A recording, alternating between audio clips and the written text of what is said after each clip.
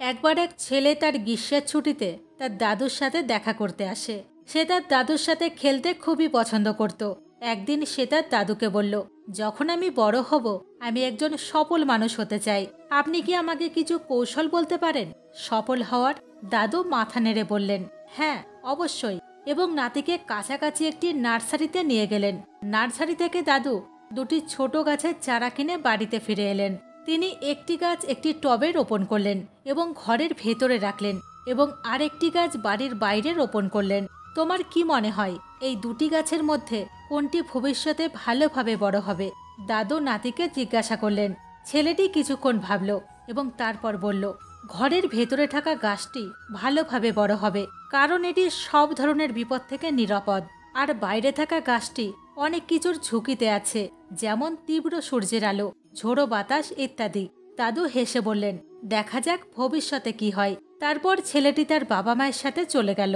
4 বছর পর আবার যখন ছেলেটি তার দাদুকে দেখতে আসলো, সে বলল, শেষবার আমি আপনাকে কিছু কৌশল জিজ্ঞাসা করেছিলাম সফল হওয়ার, কিন্তু আপনি আমাকে তেমন কিছুই বলেননি।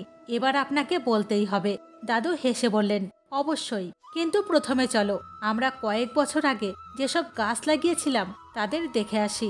এই কথা শুনে দাদু ছেলেটিকে সেই জায়গায় নিয়ে গেলেন যেখানে তিনি টবে ছোট গাছ লাগিয়েছিলেন। তারা দেখলো যে ছোট্ট গাছের চারাটি এখন একটি বড় গাছে পরিণত হয়েছে।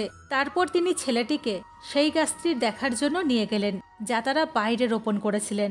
সেখানে তারা দেখল যে একটি বিশাল গাছ দাঁড়িয়ে আছে। এর শাখাগুলি দূর দূরান্তে ছড়িয়ে রয়েছে, এমনকি পথচারীদের ছায়াও দিচ্ছে। এখন দাদু ছেলেটির দিকে তাকিয়ে জিজ্ঞাসা করলেন, কোন গাছটি বেশি বড় হয়েছে, কোনটি বেশি সফল?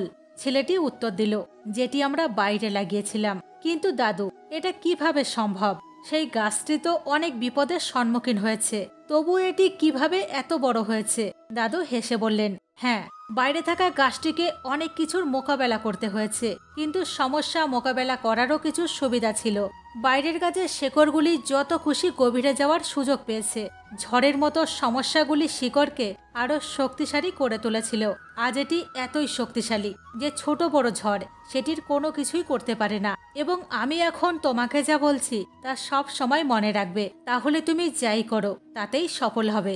যদি তুমি সব সময় আরামের পথটি বেছে নাও, তাহলে তুমি তোমার সর্বোচ্চ বড় হতে পারবে না। তুমি যদি তোমার সব বিপদের মুখোমুখি হয়ে এই পৃথিবীর সামনে দাঁড়াতে প্রস্তুত থাকো, তাহলে কোনো লক্ষ্যই তোমার জন্য অসম্ভব নয়। কখনো সমস্যাগুলিকে বাধা হিসাবে ভেবো না এবং তাদের সাফল্যের দিকে একটি পদক্ষেপ হিসাবে ভাবো। ছেলেটি দীর্ঘশ্বাস নিয়ে গাছের দিকে তাকিয়ে রইল এবং দাদুর কথা বুঝতে পারল। জীবনের শত্রু বলে মনে হওয়া বাধাগুলি আমাদের আরো শক্তিশালী এবং সফল করে তোলে। ঠিক তেমনি আমাদের জীবনে একটি দুর্দান্ত অভিযান, যা বিভিন্ন মোড় এবং বাঁকে ভরা থাকে। পথে বাধা হিসাবে মনে হতে পারে আমাদের কাছে, কিন্তু কল্পনা করো এই বাধাগুলি হলো একটি ধাঁধা যার সমাধান হওয়ার জন্য অপেক্ষা করছে।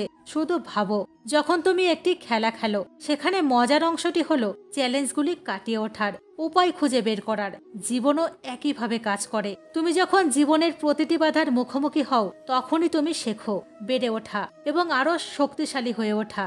তাদের মেনে নাও, তাদের মোকাবেলা করো এবং জীবনের ধাঁধা অতিক্রম করে অসাধারণ সাফল্য অর্জনের এবং গোপন রহস্য উন্মোচন করায় চোখ দিতে প্রস্তুত হও। তোমার জীবনের খেলায় নিজেকে উন্নীত হতে দেখো। তোমার দক্ষতা, সংকল্প, সাহস আছে যে কোনো কিছুকে জয় করার। আশা করি তুমি এই গল্প থেকে কিছু মূল্যবান জ্ঞান পাবে এবং তোমার জীবনে প্রয়োগ করার চেষ্টা করবে। ভিডিও ভালো লাগলে অবশ্যই চ্যানেলটিকে সাবস্ক্রাইব করে পাশে থাকবেন। ধন্যবাদ।